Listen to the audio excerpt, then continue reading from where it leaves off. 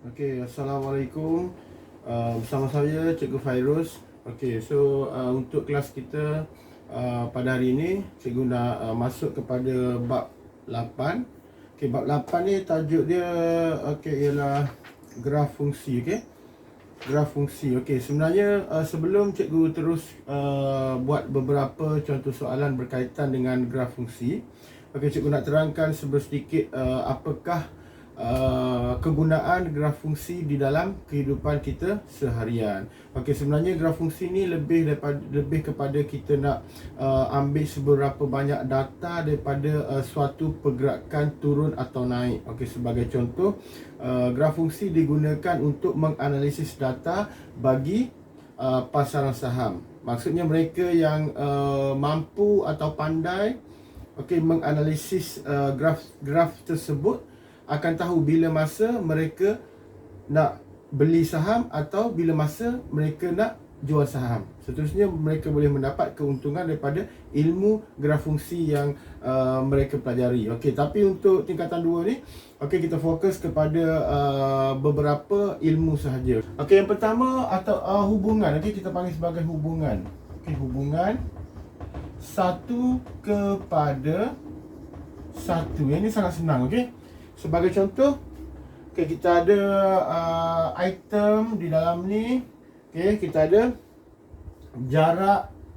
Okay, jarak, isi padu, contoh, kemudian harga, kan. Okay, kemudian sebelah ni kita ada unit dia. Okay, unit dia itu kilometer, mililiter dan RM. Kilometer, mililiter dan RM. Okey, kemudian dia ada dot sini untuk menunjukkan dia perlu match dengan yang mana. Sebagai contoh, okey, dia bagi fungsi dia kat sini. Fungsi dia ialah unit. Okey, yang paling penting ialah kamu perlu tengok ni. Bermaksud apa item yang ada di sebelah set pertama ni, set A ni, set B sebagai contoh, kan. So, kita perlu cari unit. Okey, unit bagi jarak apa? Mestilah kilometer. Okay, unit bagi isi padu. Ada tak orang bagi tahu isi padu air ni 20 km? Tak ada, kan? So isi padu selalunya kita gunakan unit mililiter atau liter. Kemudian seterusnya harga. Harga mestilah unit dia RM. So ini contoh hubungan satu kepada satu. Okay, baik. Kemudian kita ada contoh yang kedua. Okay, contoh yang kedua, hubungan banyak kepada satu. Okey, hubungan banyak kepada satu. Okey, banyak kepada satu ni contoh haiwan lah, kita bagi arnab. Okey, arnab, apa-apa je sebenarnya. Okey, lembu, kuda. Okey, kemudian tengok fungsi dekat tengah dia, tabiat makanan. Okey, tabiat makanan dia. Okey, kemudian sebelah ni, okey, ada satu saja jenis tabiat makanan, iaitu herbivore. Okey, herbivore. Okey, maksudnya arnab ni mestilah dia sejenis haiwan yang mempunyai tabiat makanan herbivore. Lembu pun sama. Okey, dia makan tumbuh-tumbuhan. Okey, so ini contoh banyak kepada satu. Okey, baik.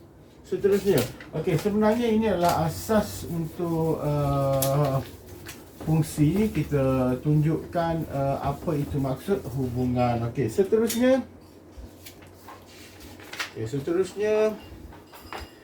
Okey, yang paling penting ialah untuk subtopik daripada buku teks kamu 8.1 ni.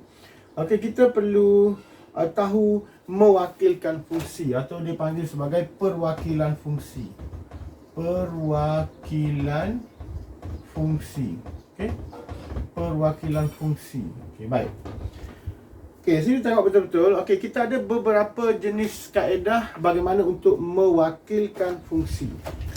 Okey, kita ada beberapa kaedah. Okey, antaranya, okey, Okey, antaranya menggunakan kaedah. Okey, nombor 1 kita panggil sebagai pasangan tertib. Pasangan tertib. Okey, apa pasangan tertib ni?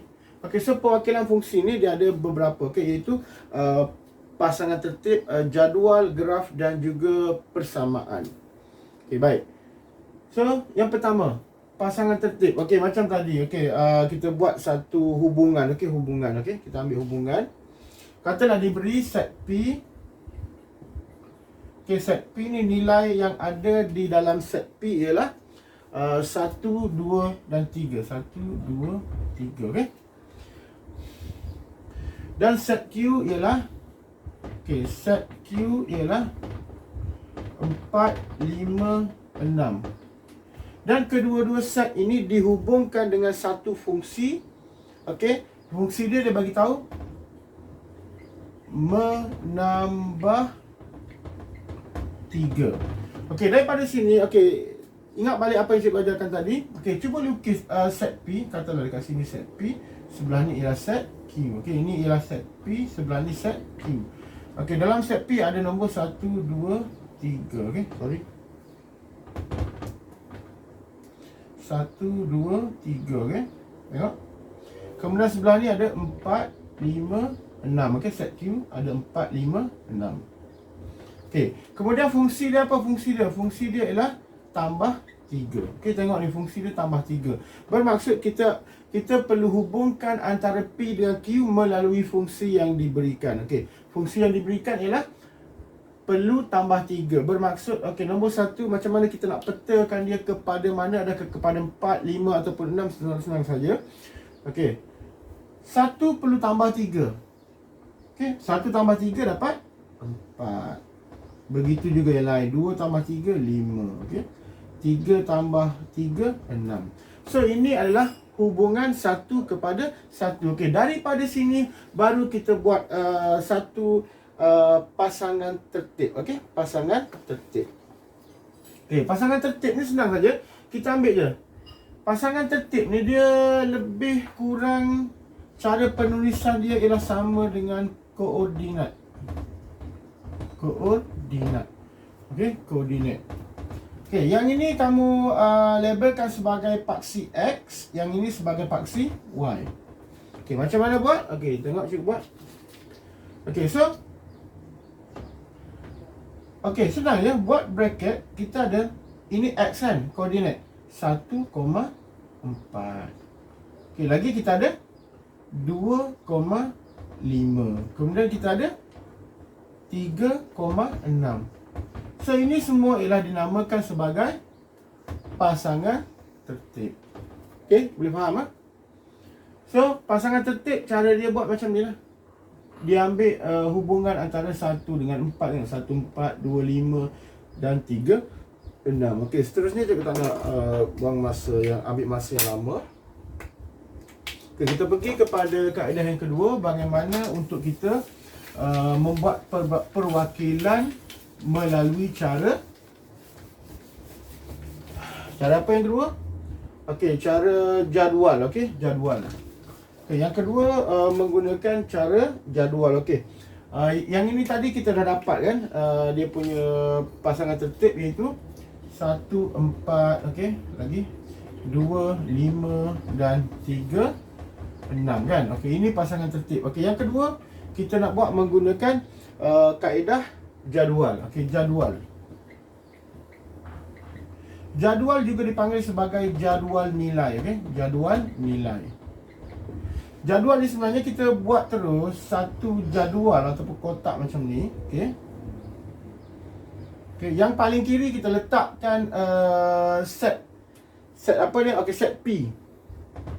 P dan Q. Okey, boleh? Kemudian kita buat macam tu. Tengoklah ada berapa pasangan. Okey, kita boleh ambil terus. Apabila P1Q 4, apabila P2Q 5, apabila P3Q 6 dan seterusnya. Kalau kita nak sambung lagi, contoh apabila P4 mestilah Q7. Faham tak? Dan seterusnya. Okey? Baik. So ini yang kedua, iaitu jadual nilai. So ianya sangat senang.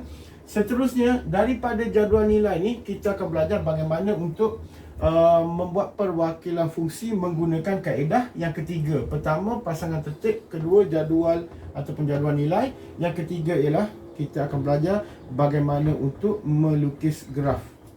Melukis graf berdasarkan jadual nilai yang telah kita buat. Okey, kalau dah bersedia semua, cikgu terus tunjuk ya. Okey, baik.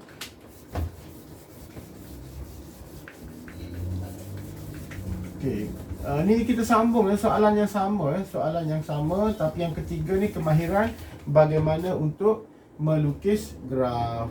Okey, so kita nak belajar melukis graf.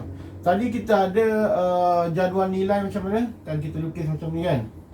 Jadual nilai iaitu P Q, bila P1 Q 4, P2 Q 5 dan P3 Q 6. Okey.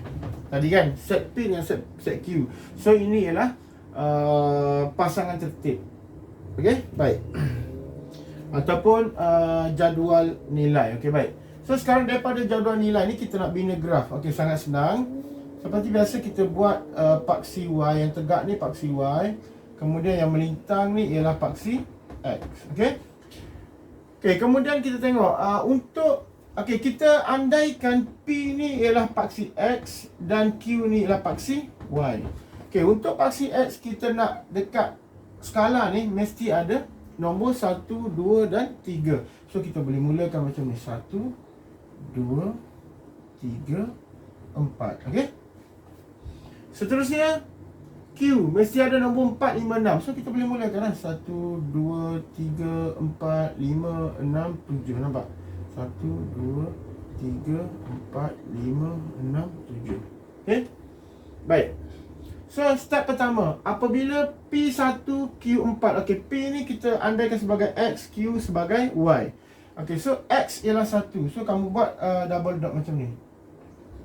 Titik ni. Okey, ke atas. Kemudian Q ataupun Y ialah 4. Mana 4? Ini 4 kan? So kita dah dapat. Okey. Ini ialah point yang pertama, iaitu apabila P1, Q4 saja berada di sini. Okey, yang seterusnya apabila P2, nampak ni 2. Kita buat garis putus-putus tinggi ke atas. Okey. Okey, Q5. So buat dekat 5. Cari titik persilangan dia, intersecting point. Okey, ni nampak ni. Okey, seterusnya 3, 6. Okey, 3, 6. Okey, nampak? So kita dah dapat 3 point. Okey, menunjukkan perwakilan fungsi ni berada pada graf. Okey, berada pada graf ini. Okey, seterusnya kita boleh sambungkan titik ini. Kalau kita nak sambung, kita nak tengok graf dia. Dia menghasilkan, nampak? Ini ialah graf fungsi bagi, okey, bagi apa? Bagi fungsi F double dot tambah 3. Okey, baik. So ni cara kita mewakilkan fungsi menggunakan kaedah graf. Okey, baik. Seterusnya yang keempat. Okey, ketiga menggunakan graf. Seterusnya yang keempat kita belajar bagaimana untuk mewujudkan persamaan. Okey, persamaan. Okey, persamaan. Nombor 4 ialah persamaan. Okey, baik. Persamaan ni, okey, kita tahu daripada P pergi Q kan, set P dengan Q tadi kan. Okey, tengok ni, cikgu ulang balik. Okey, cikgu tunjuk balik. 1, 2, 3, 4, 5, 6. Okey, 1 dia peta kepada 4, 2 kepada 5 dan 3 kepada 6, kerana fungsi dia kata tambah 3, betul tak? Bermaksud daripada sini untuk mendapatkan 4, okey, nilai 4 ni sebenarnya ialah sama dengan 1 perlu tambah 3, betul tak? Okey, 1 perlu tambah 3. Begitu juga untuk dapatkan nilai 5 ni, bermaksud 2 tambah 3. Okey, untuk dapat 6 ialah 3 tambah 3. Okey, sebenarnya tengok dekat sini. Okey, fungsi dia ke semua set P ni mesti ditambah dengan nombor 3. Okey, baik. Daripada situ kita boleh buat satu rumusan ataupun satu persamaan. Kita boleh katakan sebagai okey, yang Q tadi kan cikgu labelkan sebagai Y kan, ingat tak masa kita buat yang kaedah ketiga tadi kan, P kita andaikan sebagai X dan Q sebagai Y. Okey, so daripada sini kita gunakan cara yang sama. Okey, bermaksud ini Y. Okey, Y sama dengan okey, yang ini kita perlu letak sebagai pemboleh ubah sebab nilai dia tak sama. Sekejap 1, sekejap 2, sekejap 3. Letak je pemboleh ubah sebagai X. Okey, Y sama dengan X tambah 3. So ini adalah persamaan bagi fungsi yang diberikan ini. Okey, kalau kamu nak cek senang je, cuba masukkan nilai Y 5, katalah 5. Okey, 5 sama tak dengan X tambah 3, nampak? 2 tambah 3, nampak tak? Sama lah ni. 5 ialah 2 tambah 3, betul lah. So ini ialah fungsi bagi soalan yang cikgu terangkan ini. Okay? So kita dah wujudkan satu fungsi, iaitu Y sama dengan X tambah 3. Okey, baik. Jadi untuk video kali ini, so cikgu hanya fokus kepada asas bagi graf fungsi, iaitu bagaimana cara untuk mewakilkan fungsi. Okey, perwakilan fungsi, di mana kita boleh wakilkan fungsi ini melalui 4 kaedah. Okey, yang pertama, ingat balik apa cikgu ajar tadi, iaitu pasangan tertib. Yang kedua, jadual. Yang ketiga ialah graf. Dan terakhir ialah persamaan. Okey, jadi cikgu harap video ini boleh membantu murid-murid di luar sana supaya mempelajari matematik dengan cara yang lebih mudah dan lebih berkesan. So kita jumpa lagi di kelas yang seterusnya. Okey, terima kasih. Bye bye. Assalamualaikum.